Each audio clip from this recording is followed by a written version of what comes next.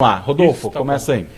Henrique, primeiramente, boa noite. É um prazer recebê-lo aqui para esclarecer as dúvidas dos mais de 3,5 milhões de alunos que retornam às aulas na próxima segunda-feira, após esse recesso, né, que a Secretaria de Estado de Educação deu.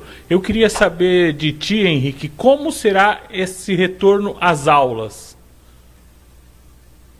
Legal. Na verdade, a gente retornou nesta segunda-feira, né? Começamos aqui no dia 27, o nosso ano letivo, e ele está sendo uma retomada diferente, né? Ele é agora uma educação mediada por tecnologia, né? O que isso significa? Que os nossos estudantes estão retornando às suas atividades regulares, só que não indo fisicamente às escolas, né? A gente está fazendo tudo de forma que o estudante tenha acesso aos conteúdos letivos pela sua casa. Tem duas formas que a gente está fazendo isso, né? A primeira é o aplicativo do Centro de Mídias São Paulo. O Centro de Mídias, ele é um aplicativo que permite que a gente transmita aulas que estão sendo gravadas, né, e produzidas, parte ao vivo, né, e parte gravada previamente com apoio de parceiros aí, nos nossos estúdios, da nossa escola de formação e também no estúdio da TV Cultura, nossa parceira aí nessa produção dos conteúdos. O aplicativo ele permite que os estudantes assistam, né, às aulas e também interajam com os professores e com outros estudantes, né, através de um chat que fica lá disponível no aplicativo. Além disso, a gente também tem 2 canais na TV aberta, para os estudantes que porventura tenham dificuldade de uso do smartphone, né, ou que uma família que só tenha um smartphone e mais de um estudante, eles podem também assistir na TV aberta. O mais importante é que tudo isso é gratuito para os alunos, tá? Tanto a TV aberta, né, que basta ter o equipamento de televisão, mas também o aplicativo, porque a gente tem uma tecnologia que chama dados patrocinados. Isso significa que o estudante não paga a banda larga quando ele está assistindo os vídeos lá no aplicativo. Quem paga é a Secretaria da Educação. Então, isso garante aí que os nossos estudantes, especialmente os com menor condição financeira, né, consigam também fazer esse acompanhamento das aulas. E também tem um ponto muito importante que é a mediação dos professores, né? Os professores regulares das escolas, a gente também tem conteúdos para esses professores e a gente está pedindo que eles também mediem esse aprendizado dos estudantes, né? Então, acompanhem se os estudantes estão aí engajados com as aulas no aplicativo e também passem atividades para esses alunos. Tudo isso para a gente ir acompanhando esse processo de aprendizagem dos estudantes ao longo do período de suspensão de aulas que, por hora, a gente está prevendo que se estenda aí até o mês de julho. Henrique, os alunos, aliás, a Secretaria monitorou que tem muitos alunos que não têm o acesso a nenhum tipo de tecnologia, seja pelo smartphone, seja pela internet, pelo computador. Há uma pesquisa que muitas pessoas não têm esses tipos de equipamento. Como que a Secretaria monitorou isso? Hoje no Brasil é um dado interessante, né? A gente tem mais smartphones do que pessoas, né? Na quantidade de celulares no Brasil. Ativos? Mas o que a gente fez foi fazer... Ou cadastrados? Mais em quantidade, assim, né? Mais ok, do que pessoas que vivem no país. Mas o que acontece? Ainda tem as famílias que não possuem esses aparelhos, né? Então isso é um fato. E muitas delas hoje têm os seus alunos na rede estadual. A gente fez um levantamento prévio pela nossa coordenação de tecnologia, levantando aí os dados familiares, e a gente olhou fontes do governo, né, a própria PNAD e outras pesquisas para fazer esse cruzamento de onde estão essas famílias. E por isso que a gente foi com essa estratégia também da TV aberta, né, porque aí o aluno que porventura não tem o acesso ao aplicativo, ele vai conseguir acessar pela TV aberta. O importante é ninguém ficar para trás, né, esse é o nosso vencido, nosso lema aqui na Secretaria. Isso não significa que vão ter alunos que não vão conseguir acompanhar essas atividades na totalidade. A gente sabe que, infelizmente, isso é uma realidade, né? E aí o que a gente está se preparando é que no retorno, né, das atividades presenciais, a gente faça uma avaliação diagnóstica, que significa medir e mensurar o quanto os alunos aprenderam durante esse processo. E isso vai ser importante para a gente criar um programa de reforço e recuperação, né, que é um esforço da Secretaria para trazer esses alunos de volta para as atividades escolares e recuperar aí qualquer defasagem de aprendizagem que possa ter acontecido nesse processo. Henrique, nessa primeira semana já dessas atividades, a Secretaria já tem algum número dos alunos que tiveram acesso ao aplicativo, acesso à TV aberta, que a TV aberta é medida pelo Ibope, né? Teve alguma alteração, algum acesso, o quantitativo, já tem alguma coisa fechada? A gente chegou a ter, eu não vou saber todos os números por dia aqui, que a gente está meio que trocando pneu com o carro andando, né? Então a gente não fez a mensuração completa, mas uma coisa que eu sei é que a gente chegou a ter 250 mil acessos simultâneos de alunos. Isso só no aplicativo, tá? A gente, aí, além do aplicativo, também está transmitindo as aulas do aplicativo pelo Facebook e pelo YouTube. Então a gente tem aí por dia um enorme quantitativo de estudantes ligados aí em todas as plataformas que a gente está disponibilizando. Essa semana a gente também está fazendo melhorias no aplicativo, né? Com esses relatórios que a gente está extraindo dia a dia de usabilidade, a gente consegue entender que falhas que a gente tem que resolver também no aplicativo e também criar novas funcionalidades, né? A gente decidiu lançar o aplicativo só com a transmissão agora, mas, por exemplo, em breve a gente vai conseguir ter as próprias turmas que os alunos têm na sala de aula dentro do aplicativo. Então ele vai conseguir falar ali só com os colegas dele, o professor da sala também vai estar naquela sala, como se fosse um grupo do WhatsApp, só que no aplicativo. Então aí ele tem aquele grupo, ele assiste a aula e ele consegue trocar ali. Isso tudo vai ser lançado aí nas próximas semanas para melhorar. O que a gente quer realmente é que o aplicativo emule uma sala de aula, né? Que ele seja o mais próximo possível da realidade que o estudante tem em uma jornada regular. Henrique, quanto ao material... Desculpa, você ia concluir seu raciocínio.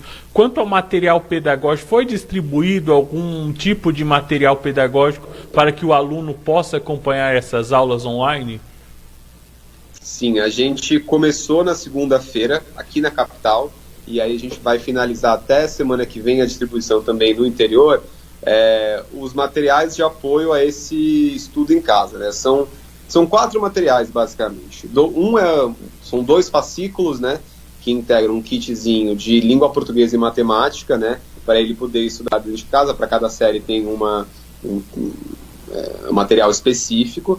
A gente também tem um fascículozinho sobre o centro de mídias, que é como usar o aplicativo, como baixar, que a gente também disponibilizou online, né, mas esse impresso a gente pensou principalmente nas famílias, para elas terem isso também, e um guia de apoio ao estudo em casa, que traz recomendações aí para os pais e alunos responsáveis e estudantes terem de como organizar essa rotina dentro de casa.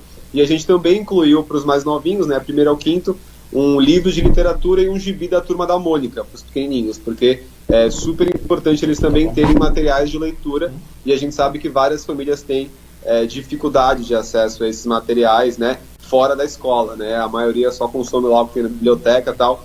Então a gente também deu essa força para as famílias. Isso está sendo entregue aí essa semana e na próxima. Ô Henrique, tem algumas perguntas para fazer, e talvez conforme você responda surjam outras, mas aí só para eu conseguir fazer as que eu quero, que o Rodolfo também tem mais pergunta, eu vou pedir para você responder de uma forma bem mais objetiva, para dar tempo da gente perguntar tudo que a gente precisa aqui para você. Tem dos telespectadores também, isso. Né? O Gabriel está acompanhando também, o pessoal está mandando mensagem, ele vai passar aqui para a gente tudo certinho. Henrique, você falou... Bom, vamos lá. Primeiro o Rodolfo falou sobre material, né? Então está falando sobre o aplicativo, as aulas que são dadas para esses alunos. Os professores que dão a aula nesse aplicativo. O aluno baixou o aplicativo, entrou lá na turma dele, na sala dele, e ele tem aula.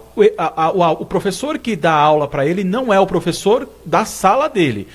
São professores que são escolhidos, selecionados aí pela Secretaria de Educação, enfim, pela diretoria, para conduzir essa aula. E os professores desses alunos também acompanham a aula como forma ali de dar força para que os alunos estudem, correto? Exatamente. Certo. A gente agora selecionou os professores aqui da capital e aí os professores regulares, os alunos, acompanham pelo aplicativo também. Certo. Como é feito o monitoramento desses alunos? Ou seja, deu 7 horas da noite, exemplo, é a hora de começar a minha aula. Então eu entro lá no aplicativo e logo nele, né? Então, quer dizer, o sistema reconhece que o aluno está logado, mas existe algum sistema para saber se ele realmente está acompanhando a aula ou se ele apenas logou e foi jogar bola, jogar videogame, assistir TV, ou enfim, fazer outras coisas, e quando dá a hora dele voltar, que vai terminar, ele volta lá e, né, desloga ou faz alguma coisa. Existe alguma avaliação diária? É feito algum resumo? Tipo, olha, você precisa fazer o resumo da aula de hoje, tem que enviar. Como que está essa questão? A frequência do aluno ela é medida por duas formas, né? Primeiro, pela interatividade dele lá no chat, né? Também ele vai medir o login, ele entrou ou não entrou, e se ele interagiu lá no chat com o professor, tá? E a segunda forma de mensuração são as atividades que aí o professor regular do aluno que vai passar.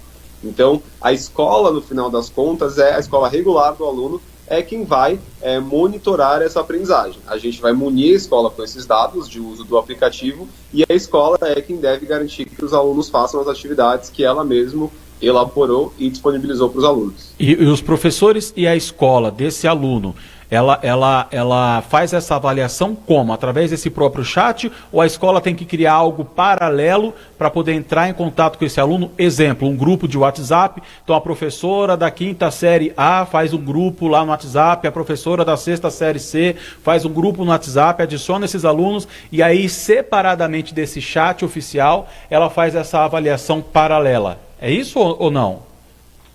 Por enquanto, a escola está fazendo um acompanhamento paralelo, porque a gente ainda não tem lá no aplicativo as salas de aula dos alunos de forma regular. A ideia é que já nesse mês, agora de maio, a gente tem as salas regulares, que daí tudo vai ser pelo aplicativo. Por enquanto, a gente está vendo que as escolas estão buscando formas das mais variadas, né? Mas a ideia é que seja tudo no aplicativo. Certo. As férias de dezembro, caso essa questão da pandemia ela se dê uma baixada, terá férias em dezembro ou não? Ou esse período que os alunos estão em casa já será considerado férias e vai direto o ano letivo? Ou não tem mais essa expectativa de voltar o ano letivo na escola mesmo esse ano? Como que está essa programação? A nossa expectativa é de retorno das atividades presenciais em julho, tá? A gente já adiantou as férias de julho, né, para ser dia letivo agora, na verdade, a gente puxou as férias um pouco para frente, né, e aí as férias de dezembro, a nossa intenção é manter, tá? A gente não gostaria que esse ano letivo avançasse para 2021. E por isso a gente vai precisar de muita dedicação dos alunos e professores nesse período de suspensão e das atividades online. Mas hoje a gente acredita que ainda dá para salvar aí o ano letivo com essas estratégias. Henrique, a gente sabe que muitos alunos, principalmente das periferias, vão à escola somente para alimentação escolar. Como que a Secretaria está fazendo com essa questão? A Secretaria lançou um programa que chama Merenda em Casa. Esse programa ele beneficiou o teto dele, né, são 730 mil alunos hoje na rede estadual de São Paulo, que são alunos que ou recebem Bolsa Família ou estão em situação de extrema pobreza no cadastro único, né? Esses alunos, as famílias estão recebendo um benefício de R$55 por mês, que é justamente para complementar a nutrição desses estudantes. E a gente já vem com essa busca ativa aí por essas famílias, já fazem 3 semanas, e o programa já está rodando desde então, né? A gente já pagou o mês de abril, e em breve a gente vai pagar a segunda parcela do mês de maio também. RC? O RC tem uma pergunta para fazer, depois eu tenho outras perguntas também. Henrique, eu queria primeiramente aproveitar a oportunidade, tem milhares de pais que nos assistem nesse momento e muitos deles estão apreensivos por conta exatamente do ensino, ou seja, das disciplinas que estão sendo aplicadas em função da pandemia. Claro que pela internet é uma opção, mas nem todos têm essa condição, uma vez que a internet no Brasil ainda não é uma realidade, né? Tem muitas pessoas que não têm acesso, e quando acessa, tem uma certa dificuldade por conta da velocidade dos conteúdos, etc. Então, eu queria saber como o governo está avaliando a qualificação dos alunos, como é que vai ser feito para repor, por exemplo, o que já foi perdido, se é que vai ter condições de repor isso, se tem um plano B, uma estratégia para conseguir, de alguma forma, ajudar as crianças e também os adolescentes que não estão indo nas aulas, de recuperar esse tempo todo, né, que foi perdido aí. Qual é o plano que vocês estão elaborando para tentar, de alguma forma, suprir todo esse tempo, esse período que não foi aproveitado? Legal. Eu queria só relembrar um ponto aqui que a gente já trouxe, que é a internet não deveria ser um problema para os pais, digamos assim, se for a questão do consumo da banda larga. Vamos lembrar que a gente está financiando aí 100% da internet de quem acessa pelo aplicativo no celular. Então, é bem importante que os pais tenham essa tranquilidade na hora de permitir o uso do aplicativo do centro de mídias por conta dos alunos ou no próprio smartphone. Sobre a recuperação no retorno às aulas presenciais, a gente está trabalhando com 4 pilares principais, né? Avaliação diagnóstica, então, fazer uma prova que entenda como os alunos estão voltando e quais vão ser as necessidades deles daqui para frente, para que a escola consiga trabalhar a recuperação desses conteúdos. O acolhimento, né? Que é essa reconexão do estudante com a escola. A gente sabe que esse período é super estressante aí, não só para a gente, mas também para os nossos estudantes, para os professores. Então, esse processo de acolhimento, de retorno do estudante é muito importante também. E, além disso, os 2 últimos pilares, reforço e recuperação, né? Fazer um programa de recuperação das aprendizagens que o estudante, porventura, tenha perdido nesse período, porque a gente sabe que, por mais que a gente vá trabalhar todos os componentes curriculares no período de suspensão, então o aluno vai estar tendo aula de português, matemática, geografia, artes, educação física, tudo que ele tem regularmente, a gente sabe que, porventura, ele possa ter alguma dificuldade de fixar esses conteúdos. Então, cabe à escola, no retorno, fazer essas atividades para que o aluno não tenha perdido nada que o impeça de seguir a sua trajetória regular no ensino básico. Henrique, tem mais uma pergunta em relação à internet, né? Quando você fala que o Estado, o governo vai estar financiando 100% da internet, vamos falar então sobre esse aplicativo, né? A gente já entendeu que quem não tem o celular ou quem não tem condições de ter a internet, quem não tem internet, enfim, vai para a TV, né? Para baixar esse aplicativo, o aluno ou o pai do aluno precisa da internet, seja o 3G ou 4G do celular ou o Wi-Fi da casa dele, correto? Sim. Depois que ele baixa esse aplicativo, para poder ter acesso às aulas ali, participar, ele precisa estar online. E por isso que você fala que o governo financia 100% da internet, correto? Sim. Ok. Agora, como que é feita como que chega esse sinal de internet para esse aluno? Exemplo, eu moro em Osasco e na região onde eu moro eu assino o Girofibra, ok? Então é o que eu assino lá na minha casa, que eu tenho meu Wi-Fi. Então o sinal que chega para mim no meu aparelho é dele. Como que chega o sinal da internet do governo para esse aparelho desse aluno? A gente não está falando de Wi-Fi, a gente está falando de 4G.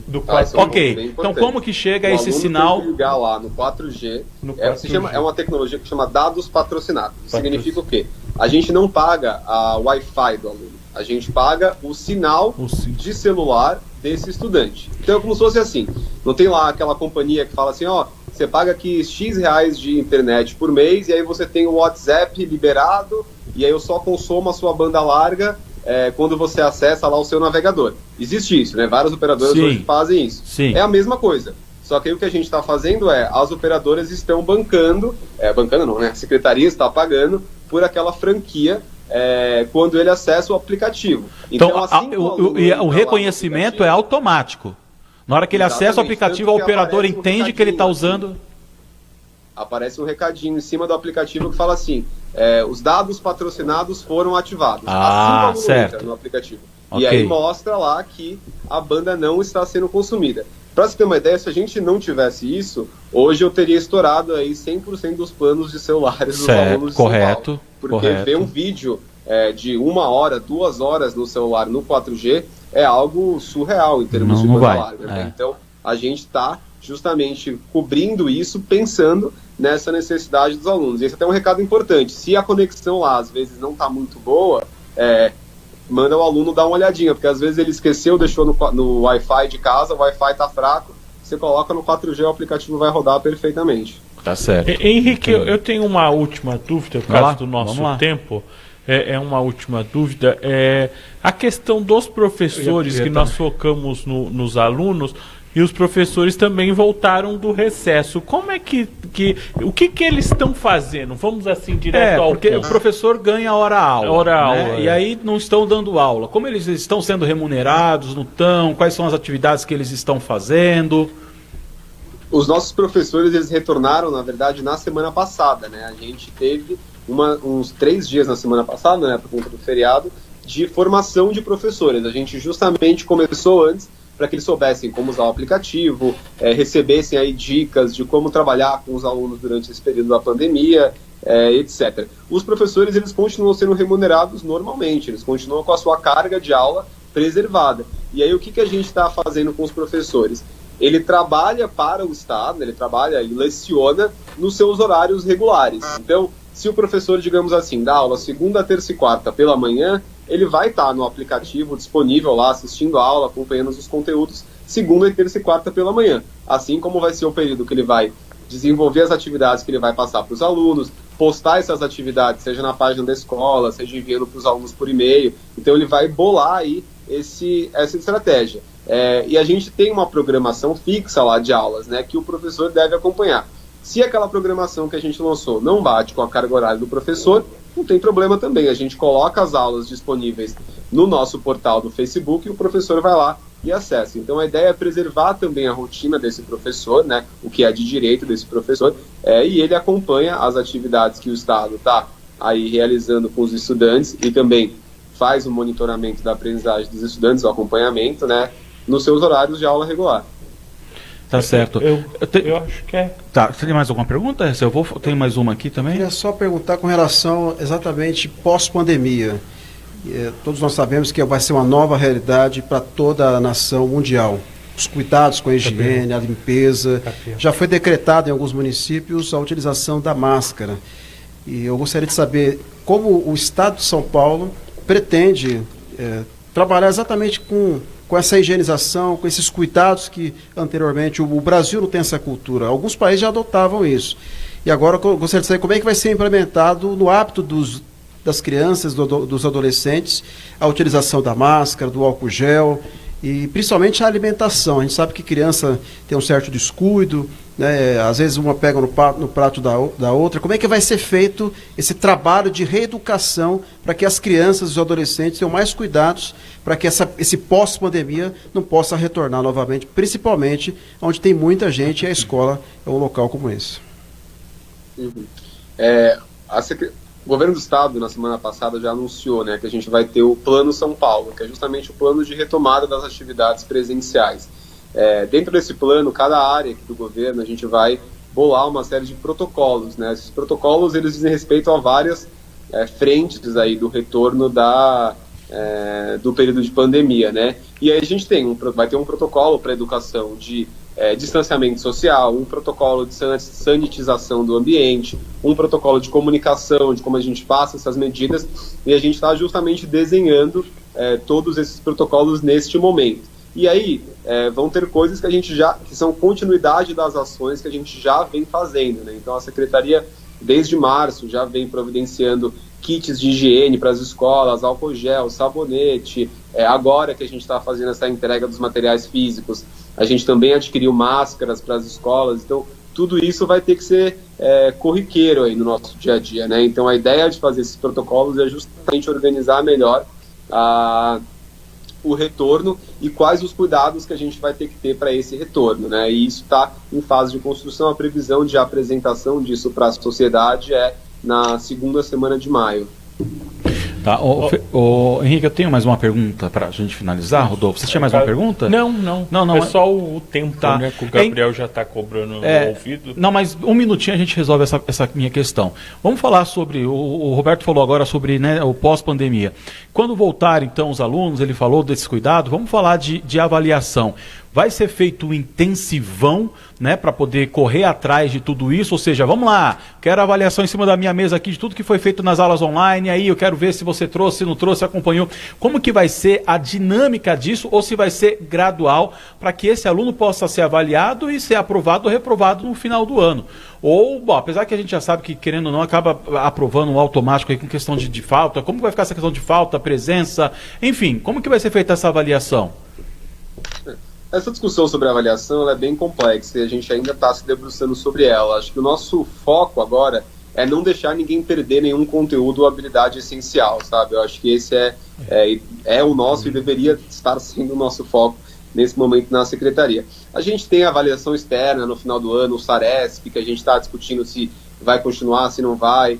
As próprias universidades, por exemplo, hoje discutem muito sobre os vestibulares, se vão atrasar um pouco, se faz sentido manter nesse formato. Tudo isso, ainda eu acho que é cedo para a gente decidir, porque a gente não sabe a extensão do nosso período de suspensão. Nosso foco agora porque a gente sabe que vai ter uma avaliação diagnóstica logo no início do retorno, que é para a gente medir essa questão de como os alunos estão voltando para a sala de aula. Mas as demais avaliações do ano é algo que a gente ainda precisa discutir um pouco melhor para entender se faz sentido ou não e como que vão ser calibrados esses indicadores, né? A ideia é que ninguém saia prejudicado, ninguém fique para trás por conta dessa situação que ninguém estava preparado, né? Tá certo. Como você mesmo disse, né? Tá trocando o pneu com o carro andando. Desculpa chamar de você, mas é que você é novo, não dá para chamar de senhor aqui, né? Então você aí, mas não é falta de educação, não. Henrique, queremos agradecer a sua participação aqui no Giro da Noite, aqui com a programação do Giroplay. Muito obrigado. Obrigado pelos esclarecimentos. Caso surja alguma dúvida aqui da gente ou de algum internauta, telespectador, a gente anota, manda para você ou te convida para uma próxima participação para a gente responder mais alguma pergunta, alguma dúvida aí de quem nos assiste. Tem algo que você queira dizer, alguma informação que deva ser passada, que a gente não perguntou aqui, que seja importante? Não, acho que o recado que a gente sempre reforça aqui, né, que a Secretaria está trabalhando muito para garantir que todo mundo consiga aí, permanecer em isolamento social, né, que todo mundo fique em casa. Eu acho que essa é a nossa prioridade número 1 no momento. O que a gente perder, o que ficar para trás, a gente recupera depois. O importante é a gente preservar as vidas aqui no estado de São Paulo, e todo mundo precisa se esforçar para fazer isso, tanto os nossos estudantes quanto os pais responsáveis. Esse é o recado que o governo do estado está reforçando com todo mundo. Obrigado aí pelo convite e estamos à disposição aqui sempre. Nós que agradecemos, Henrique. Muito obrigado, boa noite pela atenção. Mais uma vez, muito obrigado e boa noite aí para você, tá bom? Tchau, pessoal. Obrigado. Tchau.